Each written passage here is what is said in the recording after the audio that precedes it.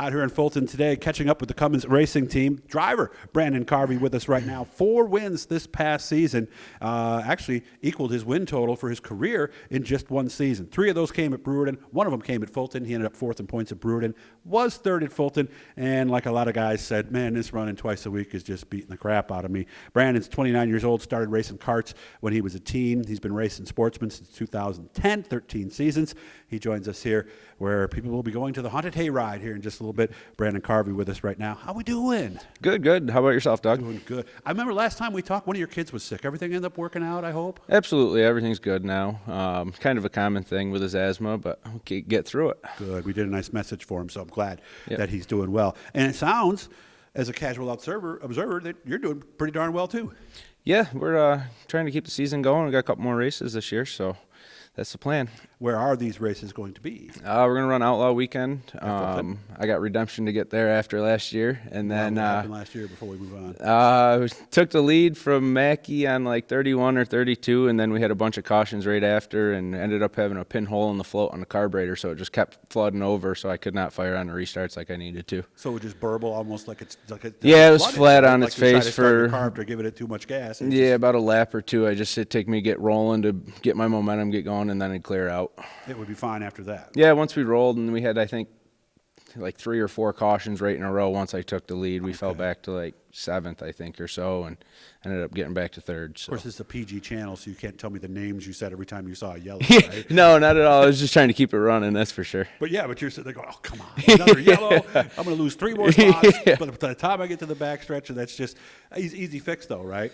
Yeah, once we figured out what it was. That's always the way it is, right? Yeah. So where do you start in a situation like that? We definitely knew it was in the carburetor. Just finding a pinhole in the float was the thing. Is that common? Because I don't hear a lot of people describing that. I don't think so, but kind of a fluke thing. Mm-hmm.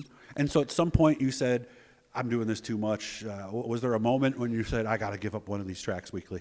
Yeah, just a lot of stuff going on. My kids are starting to race mini quads now, so that takes up quite a bit of time as well. And then I decided to concentrate on Brewerton a little bit. I won a championship, and I think we still need to fight for that next year as well. Okay. Were there some moments that you looked back, a couple nights where, man, if only this had happened, we might have been a Brewerton champion?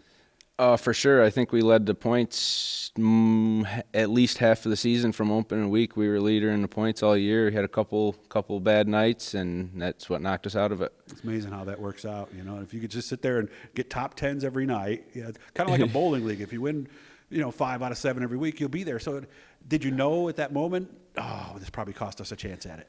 I think it was 3 weeks left. Yeah, we had a little, I think I got the Uke tire and collapsed front end, and kind of from that point on, we were just struggling to keep in the top 5 at that point. How'd you hit the tire? Was the car not working, or did you just make a mistake? No, I'm known for getting them. I'm always running right down and around them as close as I can, and usually good for clipping them here and there.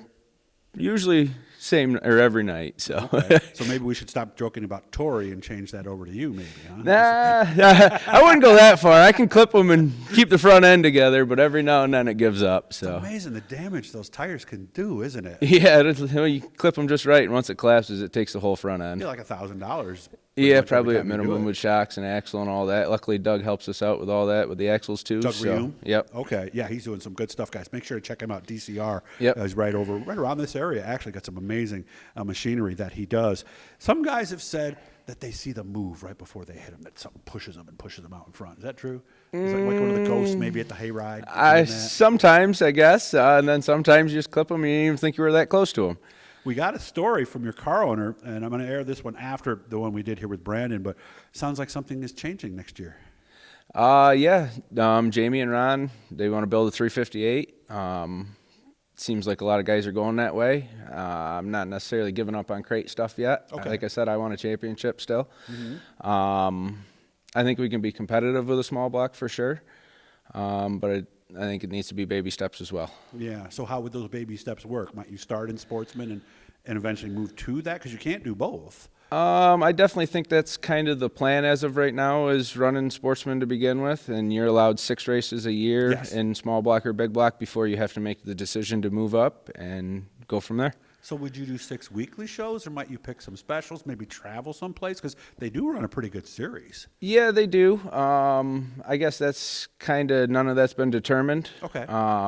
I think we'll definitely, once it's together and ready, get it out for a night or two maybe and see how it goes, and then kind of plan the rest of the races that we can run. I think it's nice that that's in the area, because to go from a sportsman to a big block has to be just an astronomical jump. I would think that this would be, I'm not going to say easier, but maybe a little, well, not as hard. How's that? Yeah, I think the power in itself could help the cars around in a lot. With the crates, you're just down on so much power. You got to keep your momentum up, where you can make a mistake with the power and still be able to power out of it. I've talked to a few people who have made the move. And what they do in the sportsman, and Brandon's going to correct me if I'm wrong here, you do kind of have to ride the gas and brake at the same time because you want to keep the engine revved up. I've heard sometimes when you go to 358, you can't do that as much, and it becomes a little bit of an adjustment. You can see that?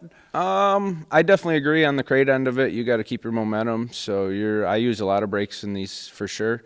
I feel like, from my perspective, not experiencing it yet, I feel like you could still make that perspective work with more power as well. Mm-hmm. Like I said, I haven't experienced it. I don't know for sure, but we're going to try like hell. Well, trail braking is kind of mandatory in a sportsman, isn't it? Yeah, I use a lot of brakes. Some people don't, some people do. I like setting the car with the brakes and getting it on the right front where I can feel it with the brakes. Yeah, and that's different from what we used to do years ago. It was right rear years ago. We do drive off the right front a lot more today than we ever did, right? Yeah, that, and I'm used to it. From IMCA to late model, you're always hiked up and laid over on the right front. So especially in IMCA. Yep. Yeah, in the sportsman, weren't hiked up. Not at all. Back Not until we're 10, on 12 coils years now. ago. Yeah, that's when everything changed. And by the way, just in case you don't know, what we're talking about with trail braking, you go into the corner, you kind of drag it a little bit at first. You don't want to smash it, but then you're keeping your foot on the gas anywhere from, halfway to maybe 3/4, something like that? I don't even think I'm that far. I get into the corner, and I can almost high idle the corner until I'm straight again, and I can drive like the son of a gun out of the corner. Yeah, because the one thing the crate engines don't do is they don't rev up quickly when you get them down. So that's why you're going to do that. So I can only imagine how cool that's going to be first time in the shop when you hit that switch, and because those 358s, they shake. You can really hear the cam. I think they're fantastic motor. That's going to be quite a moment, isn't it? Yeah, it'll be fun. We always had the power with the IMCA cars. There was no motor rule on them. It just had to be steel besides the intake. So the power is nice having when you need it. And the Dirt 358s, guys, right around 580 to 595 is the number I'm hearing on horsepower. What do you think you were getting out of your IMCA, if you don't mind me asking?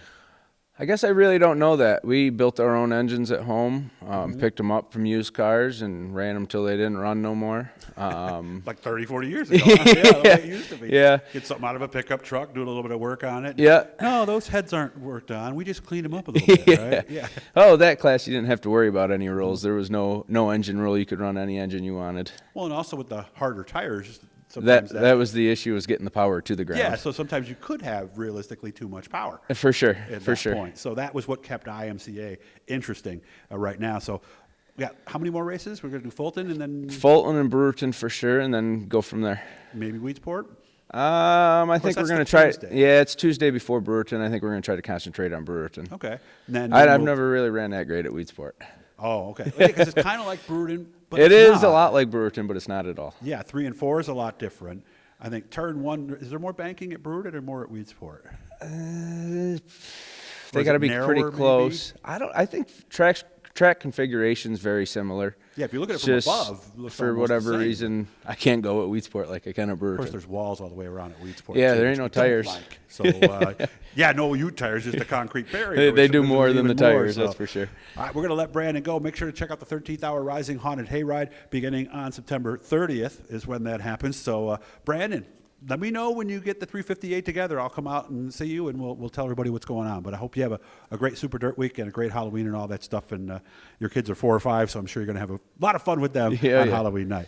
Thanks for coming out, man. I appreciate it. Thank you, Doug. Hit that blue E. That'll subscribe you and turn on your notifications.